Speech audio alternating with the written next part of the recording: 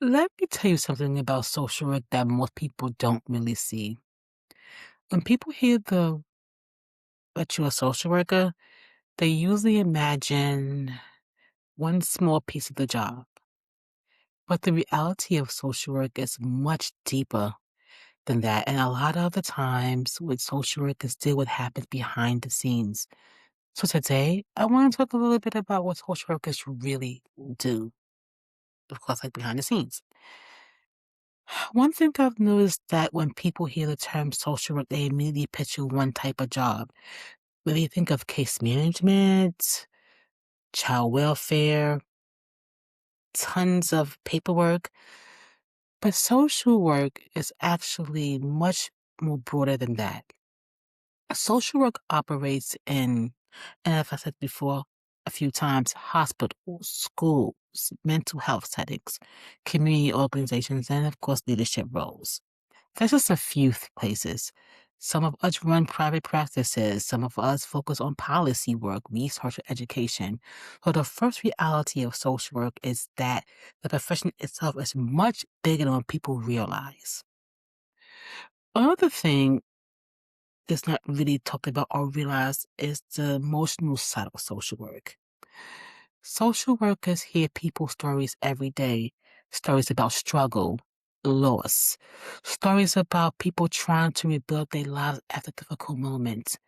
And part of the work is being uh, able to listen and support and help people move forward while still maintaining your balance, your strength.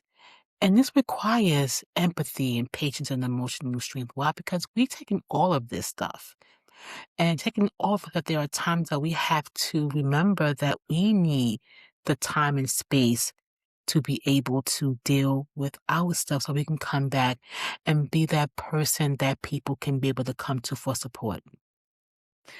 Now, let's talk about something that's also dealt with regularly, and that's systems. Systems are the people who come to work with social workers are trying to navigate through systems that can be confusing and overwhelming. Trust me, I know we have healthcare, we have housing, we have social services, communities, you know, and sometimes individuals don't know where to start or who to call or who to start or even the steps to take. And dealing in the social service field and dealing with and being a social worker, as those are people who often help guide people through those processes. You could almost call it, like I said earlier, like the American or like just slide, keep it shelf for some time because people are trying to move from one system or one place to another, just trying to find the right support or right step. The reality of social work is that no 2 days are ever the same. I can never go to work, or I can never go into any of my practices or businesses and know that it's going to be the same. You might start the day with a plan, meeting the schedule, phones, calls are made, task filed. I'm a sticky note girl, so I stay having my notes ready. But once the day begins, things can change quickly, and that has happened. A crisis could arise. Someone might need immediate support. A situation might, shift unexpectedly. And we have to learn how to adapt to that immediately. I had to learn in my career that I could not have only a plan A. I had to have a plan B, C, and D in place. The flexibility of that part would make the work challenging, but yet meaningful. People look at you to have like that, to be able to create another opportunity or another step. And if you're stumbling and fumbling, they're looking at you as if, okay, I'm coming to you for guidance and help. And, like you are just as rattled off as I am. So, so it's definitely having an idea of what other steps, other way we could deal with something that happens so abruptly. So with all that being said, people sometimes ask why social workers stay in the field. And the answer can actually be simple. Despite the challenges, the work is meaningful. Social workers have the opportunity to witness people rebuilding their lives, finding stability, and discovering their own strength.